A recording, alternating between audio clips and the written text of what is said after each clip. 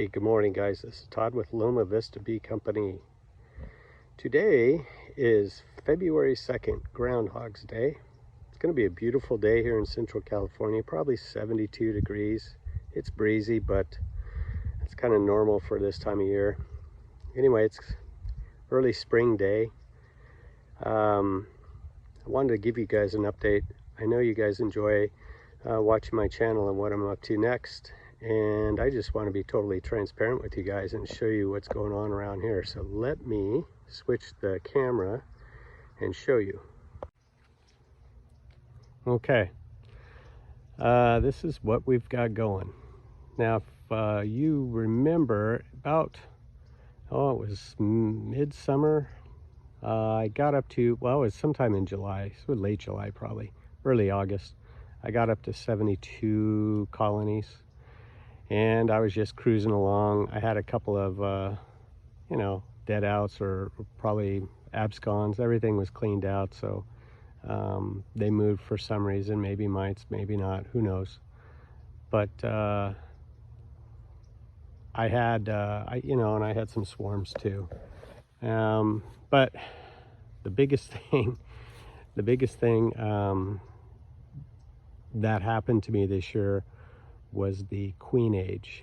I had a bunch of 2- and 3-year-olds in this yard and paid the price for it. What happened was last April, I thought, man, or actually it was a little before April. It was like the last week of March. I said, man, I got to start grafting. And every time I wanted to get out here to start a cell builder or whatever, every weekend it seemed like I couldn't get out here because of the weather.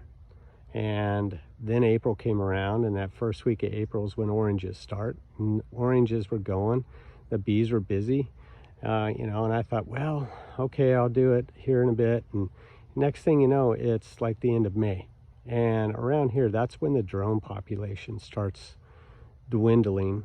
And yeah, you can make queens, but not very many.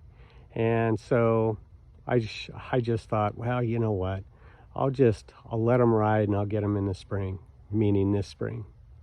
Well, this is what happens when you don't do your job. So I went from 72, I think there's 20 out here now. I did nurse 4 or 5 colonies with double screen boards over the winter.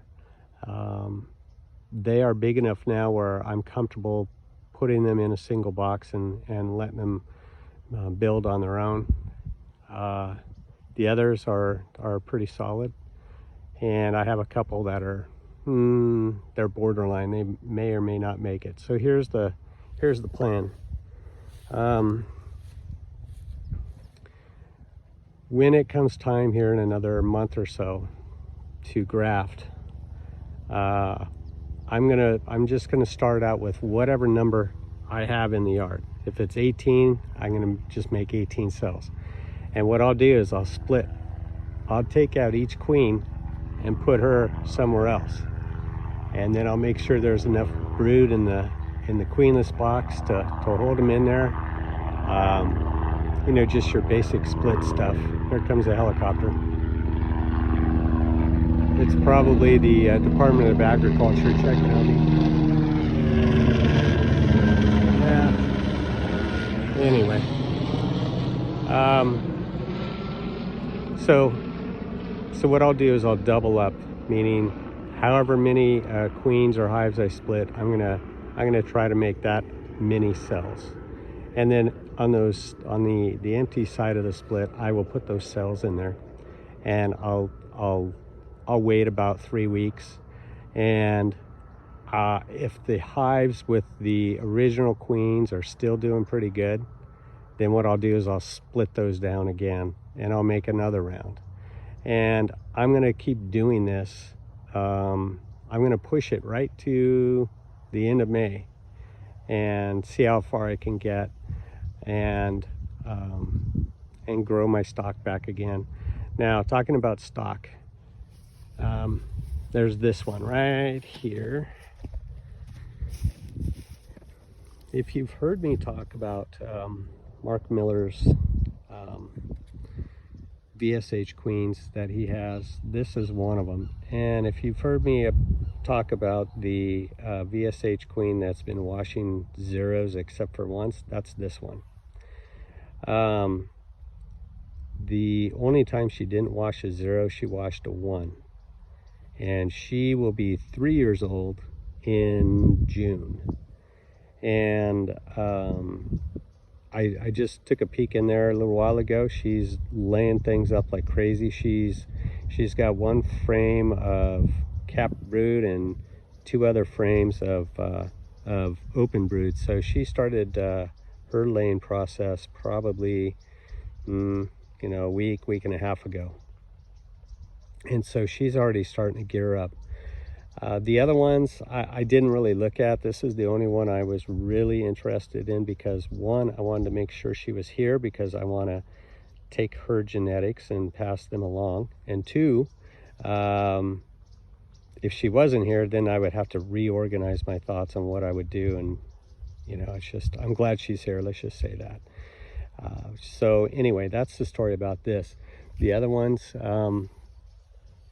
I have a couple of really solid ones. I'll be making a cell builder out of one of those, and then going from there.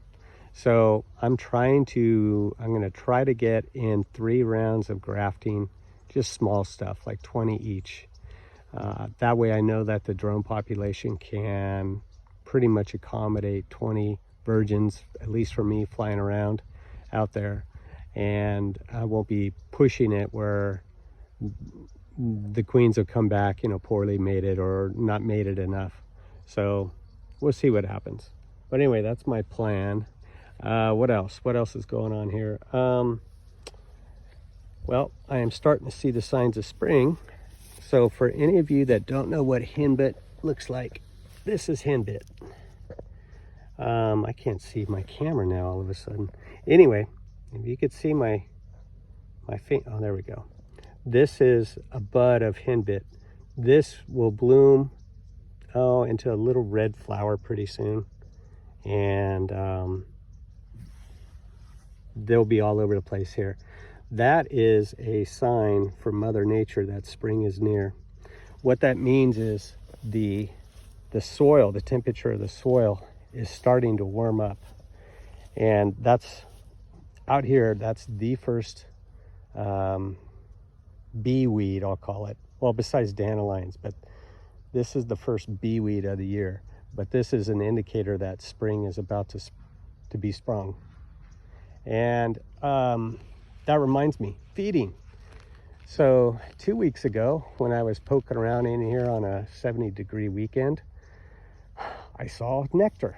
And I'm thinking, what in the world is going on with, where's this nectar coming from? And I found that today.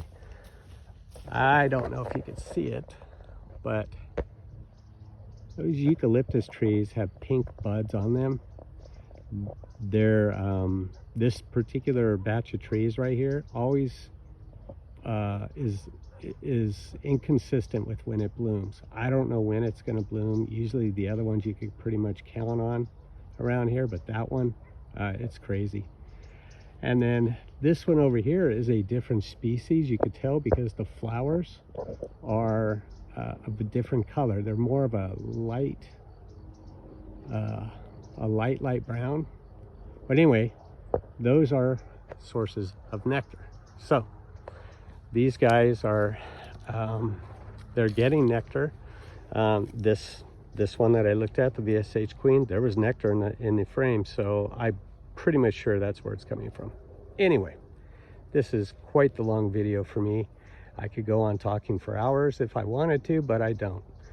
I have to get going. I've got things to do around the house, but this is my first chore of the day.